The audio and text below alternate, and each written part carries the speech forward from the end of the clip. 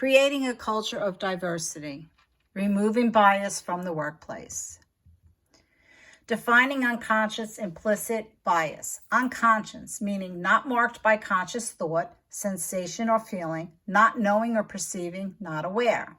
Bias meaning is a personal and sometimes unreasoned judgment, prejudice. Widespread problem. Unconscious bias permeates the workplace at all levels because we all have prejudice, whether we think so or not. Unconscious bias in the workplace can obstruct diversity, recruiting, and retention efforts, and unknowingly shape an organization's culture. Unconscious bias can affect talent and performance reviews and determine who gets hired or promoted. Numerous studies since the 1980s confirm that people harbor unconscious bias, even when they explicitly believe that prejudice and discrimination are wrong.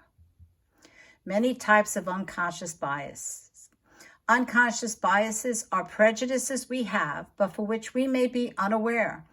They can be based on a variety of factors: weight, height, skin color, gender, shyness versus outgoing, marital and/or parental status, disability, accent, language issues, educational level.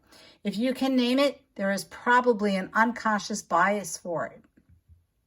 Bias is rooted in the brain. Scientists tell us that bias is found in the region of the brain associated with fear and threat. Stereotyping, which is a form of bias, is associated with the temporal and frontal lobes. The left temporal lobe stores general information about people and objects. The frontal cortex is associated with forming impressions of others as well as empathy and reasoning. We mentally group and categorize things to help make sense of the world. Bias occurs when those categories are tagged with labels like good and bad and applied to entire groups. If a person has a bad experience with someone they have categorized as belonging to a certain group, they then often associate that entire group with the bad experience, and a bias is formed. Examples of biases. A few of the known unconscious biases that directly affect the workplace includes affinity bias, the tendency to like people who are like ourselves; halo effect, the tendency to think everything about a person is good because you like that person; perception bias, the tendency to form stereotypes and assumptions about certain groups that make it impossible to have an objective judgment about members of those groups; confirmation bias, the tendency for people to seek information that confirms pre-existing beliefs or assumptions; groupthink, when people try too hard to fit into a particular group by mimicking others or holding back thoughts and opinions. Examples of microaggressions. Types of statements that can get you in trouble. Do not use them. When are you going to have children? You're not getting any younger. At least you don't look old. I'm surprised you speak English so well. Where are you really from? I'm not even going to try to pronounce your name. At least we know you're not a terrorist. How's the weather up there? If that's what you people want, then I guess we can work with you. Microaggression examples: racial bias. The recent death of George Floyd has brought to the surface the pain of centuries of racial wounds for those with exposure to racial trauma or who feel linked to it by common characteristics such as skin color, national origin, and more. Racial trauma has the following outcomes: depression, anxiety, hypervigilance, PTSD, insomnia, and physical problems.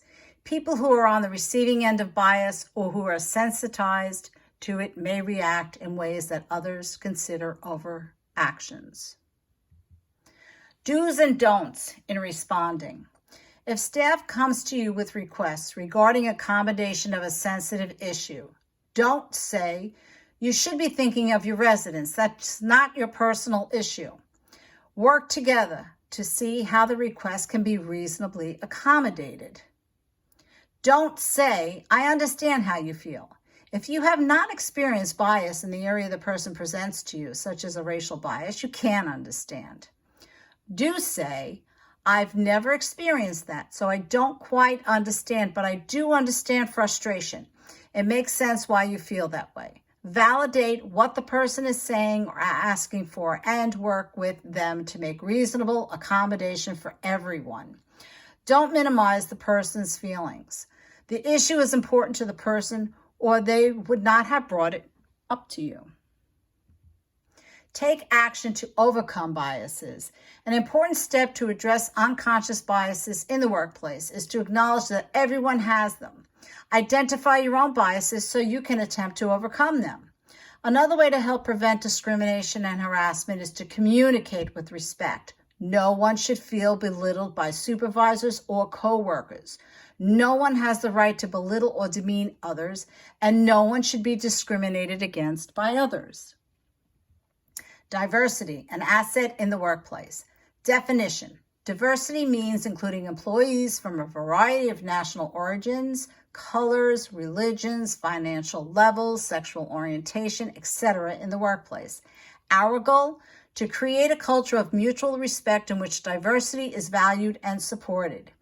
If you are uncomfortable with any groups of individuals represented in your organization, the best way to overcome that is to learn more about them and their concerns.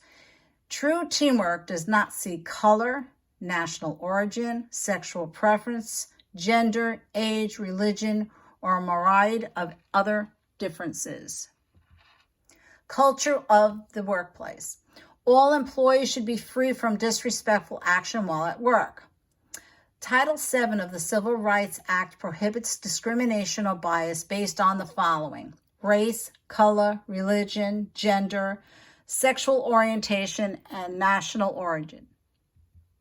Diversity in the workplace stands for different individuals valuing each other regardless of skin, intellect, talents, or years. Issues that may result in discrimination. Different cultures. Some individuals are biased against specific groups of people. Male versus female issues. Disputes may occur over performing equal work or over pregnancy and parenting needs. Transgender or same-sex lifestyle, alternate lifestyles may result in negative behaviors by some. Generation gaps. Multiple age groups working together can result in some individuals being excluded or targeted. Disabilities. Those with mental or physical disabilities may be targeted by insensitive coworkers. Speaking little or no English. Language barriers create separation from the total group and clustering of those who do not speak much English. Conflict caused by bias. Conflict is frequently caused by racism, discrimination, lack of respect for those who are different than ourselves. If leadership does not require an atmosphere of diversity, then conflict among workers will happen.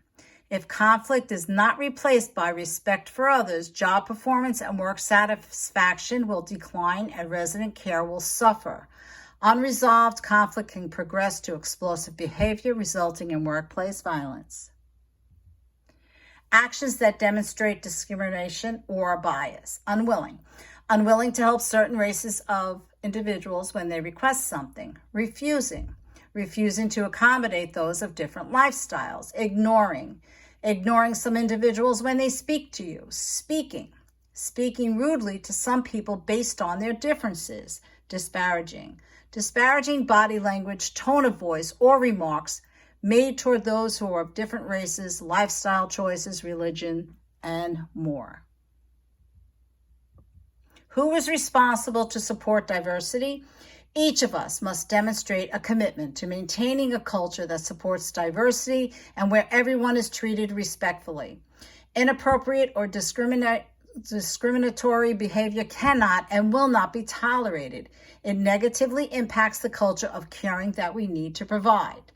By working together as a team, we can ensure that every employee, resident, and family member is treated as we all want to be treated, with dignity and respect. Create a culture of diversity. Strive to remove bias from the workplace. Treat everyone with dignity and respect. Ensure that all staff feel safe and valued at work.